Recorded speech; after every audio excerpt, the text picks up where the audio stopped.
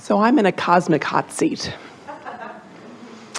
I decided last March that I was going to get happy for no good reason, except that that was a wonderful way to create deliberately. And I had asked you the last time I was in the hot seat, not this one, but the one that you had before. I had asked, and probably not very articulately. You can say that better. I can say it better now. No, you can say it better now. You can not beat up on yourself about what you said before right now. Yeah. Okay, I asked a great question. Yeah. And I can ask it even better now. There you go. So I asked, and it was about the idea of deliberate creation, the idea of focusing on something that I wanted and putting myself in the feeling place of having that, or going and patting the cat and just getting happy for no good reason. And you said it doesn't matter. So I took your words to heart, and I went and got happy for no good reason.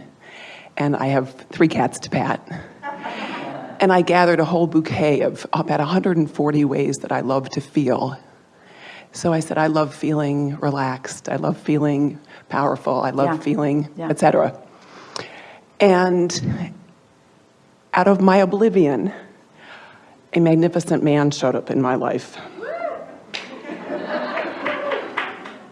Yeah. Really magnificent man. Yeah. And I'm in the hot seat because I'm married. I wasn't expecting it. I wasn't even looking for it. I was just patting the cat.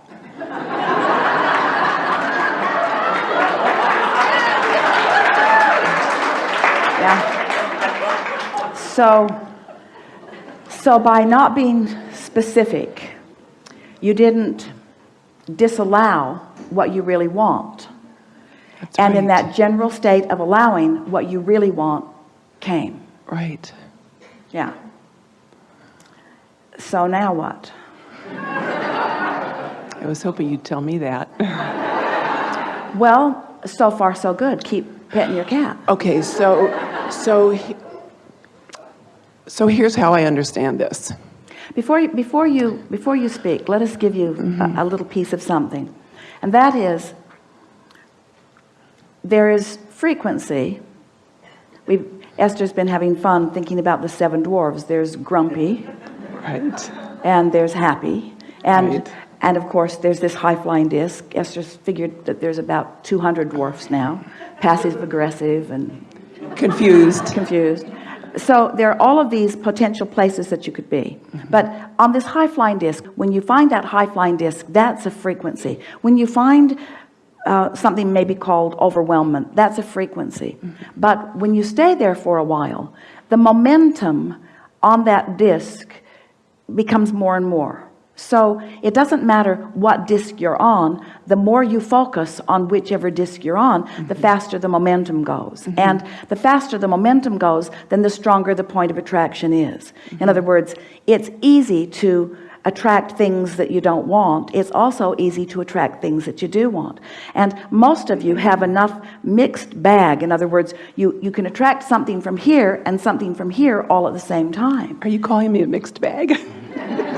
Calling all of you that. It's really the point of this conversation, is to sort of do a better job of clarifying what you want. So the question that we think would be a good one to put to yourself, or any of you to put to yourself on a pretty regular basis, is, since I accept, and we want you to accept this, since I accept about my human personal self, that I move around on these discs. I'm not consistently there all the time. I move around on the disc. I want to be there. I like to be there. I'm on that high-flying disc more now than I've ever been before. I'm doing a better job of maintaining it. Step 4 is more what my life is becoming. But I do move around on the disc because I am human and I am observing what's going on in my experience. So sometimes I'm on the high-flying disc and sometimes I'm not. So the question that we want you to put to yourself is, from which disc did I attract that? Did that idea come out of wanting to fill a void? Did that idea come out of not feeling enough? Or did it come from my high-flying disc? And you know answer to that question when you ask it. And if the answer to it is, oh, I know that came from my high-flying disc, because I was there long enough to know what that felt like. And when whatever it was, in this case meeting someone, manifested, it felt like that, I'm sure that it was from that, then all you got to do is just do your best to maintain that, and everything will sort itself out. There's a tendency to believe that it's your job to bang things into place or to make things happen. And what you're really wanting is to just stand in a very clear point of attraction and allow what you want to flow to you. And when you're in that high-flying place and something flows to you, accept it for the perfect outcome to the trajectory that you were upon. So we'd like to say to all of you about everything, don't get in such a hurry to try to define things in such a black and white way. Don't say to yourself, well, I've attracted this and now I'm in the hot seat because now I have to make a decision. Just keep doing what you're doing, and the decision will be as obvious as all of the other points of attraction that were coming. You're never in the hot seat. If you feel like you are under pressure to make a decision about something, you haven't stabilized on that high-flying disc long enough for the momentum to be clear enough, because when the momentum is clear enough, there's not a question. There's a, this is what I'm going to do, and it doesn't matter what anybody else thinks about it. This is who I am. This is the trajectory I've been on. Is a trajectory I've been on for a very long time, and nothing's going to take me from it. And if it doesn't feel like that, then sort of sit tight and do the work to feel good as much as you can, and then watch the way it plays out for you. So, you know that quote from Einstein where he says, no problem can be solved at the level of consciousness at which the problem was created? Well, he was a brilliant person. So the vibration of the problem and the vibration of the solution are two different frequencies. Right, so focusing on the problem isn't going to get me there. Yeah. But it will bring you more of a trajectory of problems, which will cause you to launch more of a trajectory of desire, which ultimately can lead you to what you want. It's just the long, hard way to go about it. Right. So you can't get it wrong. So here's my shortcut idea. So, well, you gave us the answer when you sat down. You said, I decided to be happy. That's the shortcut. Yeah. That's okay, the shortcut.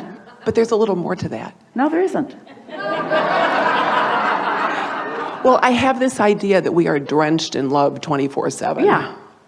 That we're drenched in that. And that comes from this vertical alignment. Well, it's always there, but whether you're allowing yourself, most of you have rain slickers on and umbrellas and wetsuits and...